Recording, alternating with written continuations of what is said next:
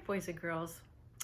You guys have been learning so much about sea animals. So far this week, you've learned about dolphins, seals, and whales. And all of those sea animals have something in common. Do you remember what it is? That's right, they're all mammals. That means they all breathe air. Today, we are going to read about sharks. I wonder if the sharks are going to have anything in common with the other sea animals we learned about. Well, guess what? The author is the same author. It's Carol K. Lindeen. So we're probably going to learn about the same kinds of facts, probably about the shark's behavior, about its diet, its physical characteristics. You ready to start learning all about sharks? Okay.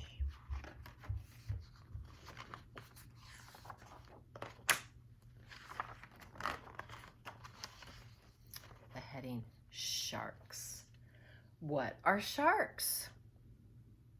Sharks are fish. Oh, so sharks, it's a picture of a shark. Sharks are not mammals. Since it's not a mammal, it must not breathe air. I wonder what kind of shark this is. Kind of blends in with its environment. There's a big fancy word for when animals blend in with their environment. Does anybody know what that big fancy word is?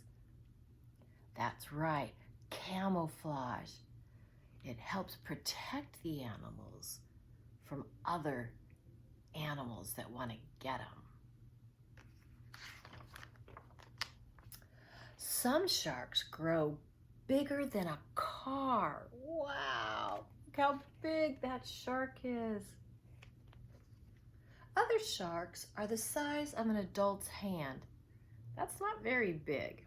I don't think I'd be afraid to run into a shark that small, but I definitely wouldn't want to run into a shark like that. Some sharks gather in groups called schools.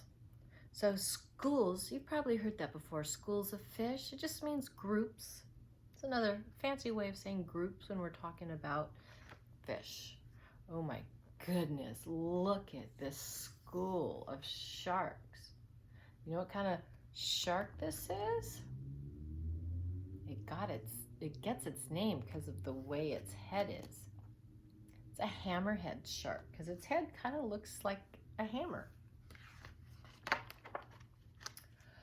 Sharks have sharp teeth. Sharks catch fish and other animals for food. Oh, it sounds like they have the same diet as the whales, the seals, and the dolphins.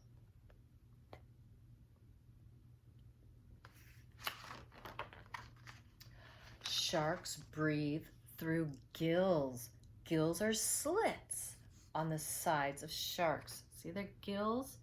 So they don't breathe air. They don't get the oxygen out of the air like we do, and the other sea animals we learned about, they get their oxygen from the water and it goes in through their gills.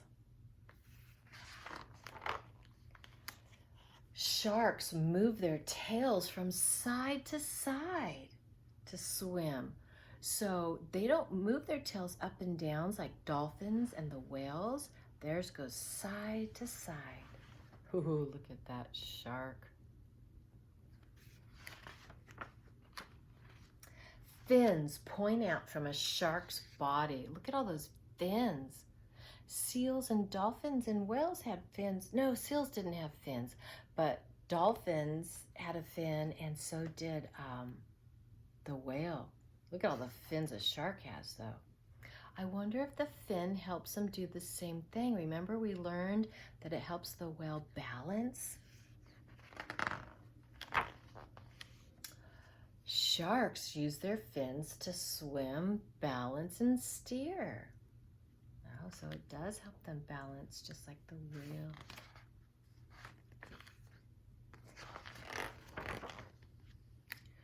Sharks glide under the sea. Glide means move smoothly. So when they're swimming, they do it very smoothly. I would not want to see that shark under the ocean. And here's the glossary, so that means there's no more information. The book is done, but this provides us with more information about some of the words in the book. So balance.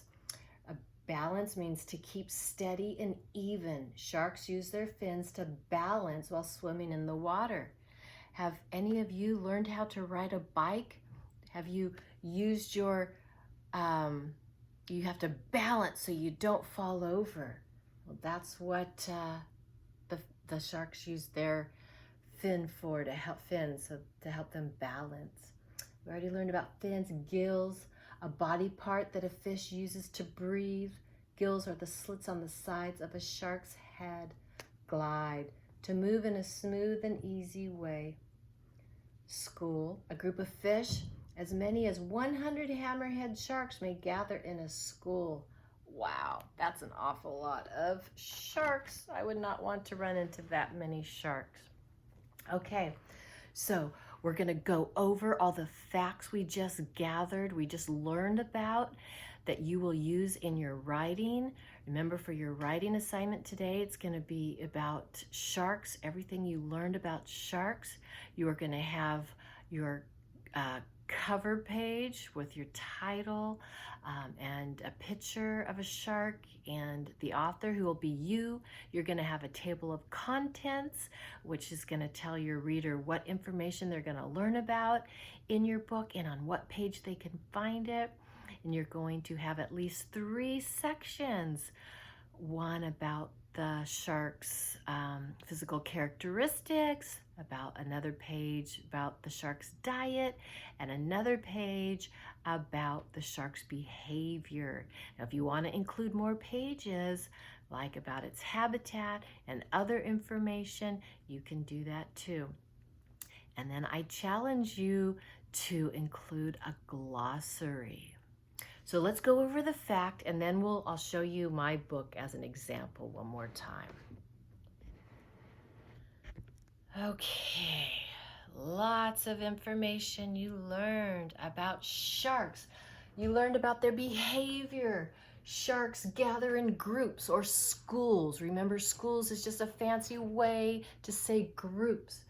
You learned that sharks breathe through their gills. They don't have a blowhole. They don't breathe through a nose. They breathe through their gills. You also learned that they swim, and that when they swim, they actually glide, which means they swim real smoothly. And you learn that they move their tail side to side. So not up and down, but side to side. You learn that their diet is just like the other sea animals. They eat fish and other animals. You also learned about their physical characteristics, what they look like. Some sharks are small, remember, the size of a person's hand. And some are really large, like the size of a car.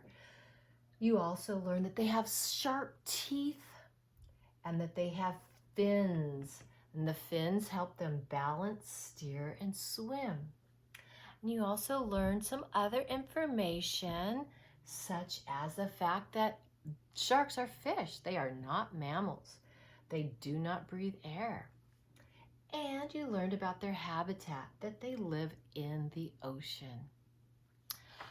Okay, so I'm going to show you quickly my book. I did add one more thing to it. So I challenge you guys to add this other text feature too. Okay. Wow. So my cover page has the title, a picture of my sea animal, and my name. Now remember, you are not writing about dolphins. You are writing about sharks and all the information you just learned today about sharks. So your title will say sharks, and you will have a picture of a shark, and you will have your name because you are the author. Then you will have a table of contents. And your table of contents is where the reader can go to find information. You're going to include, for sure, information, a page about the shark's diet, another page about the shark's behavior, and another page about the shark's physical characteristics. You can also include a page about the shark's habitat if you'd like. And if you want, you can include a page for other information, such as the fact that shark's a fish and it breathes through its gills. And again, I'm still challenging you to include the glossary. Remember, the glossary is going to provide your reader with more information about words you think it's important for them to understand. Okay, so I'm going to quickly go over my pages. Again, my heading, you all will have a heading, your heading, and then the information that you include on this page will only be about this particular heading. So since my heading is diet, the only information on this page is going to be about my sea animals' diet. My next page is going to be about my sea animals' behavior. You will have a page like this about your shark, providing information, all kinds of facts about your shark's behavior. What does it do? Remember, it glides through the water, it breathes through its gills. And you're going to have another page about the shark's physical characteristics. You will draw a picture labeling its body parts so that the reader understands what you're trying to teach them. And do you notice what I did on this page? I have some bolded words. Flippers, tail, and blowhole. See how they stand out from the rest of the words?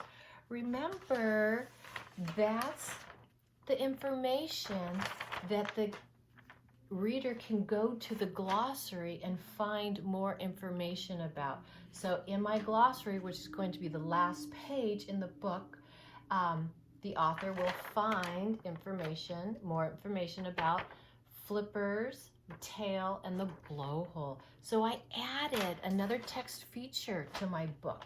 So I challenge you guys to, if you are going to include a glossary in your book, to highlight or use bold, make the words bold. And then I also included a page about my sea animal's habitat, where it lives. And then, of course, like I was just talking about, the last page will be the glossary, where my author will find more information on the words that I have put in bold print. So I challenge all of you to try that text feature. Remember, you are writing a book about sharks. You're going to include your cover page, table of contents, and at least 3 additional pages about the diet, physical characteristics, and the behaviors of a shark. And I challenge you to also include the glossary and bold words. Can't wait to see your books about sharks. Remember, take a picture of all of the pages and upload them to Seesaw. I'll see you again tomorrow.